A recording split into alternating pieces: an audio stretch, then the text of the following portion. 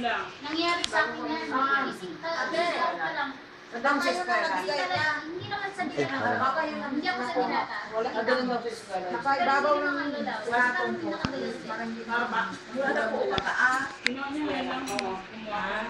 Di bakit sabihin mo parang mapupupo yung parang mapupupo yung ugat mo? Ganun yun. Sabi ko, shit, hindi ko nagawin ang buong katawan ko, parang may mabigat sabi ko. Mula sa pataas siya, dito na, gumano na nga yung kamay ko eh. Sabi ko, hindi ko muna dapat alam, namugalaw mo, sabi yung gano'n. Uy, kasi syempre tanong ko ng tanong sa'yo, ano ka naramdaman mo? Wala, parang mapuputol ba yun? Hindi kasi, di ba, kung baga sa inaatake. Pag narinig mo yung katawan mo, dapat galawin mo. Pinapinala, wala pa kaalam, pero pa din. Ah, sorry ha. Sige, Pero dito lang siya, basta susunod pa talaga, sa bahay mo naman siya, like, wala sumusunod, mamayang gabi. O talaga, yun eh, pag nakita, tumigil ka na sa kakakabigyo mo.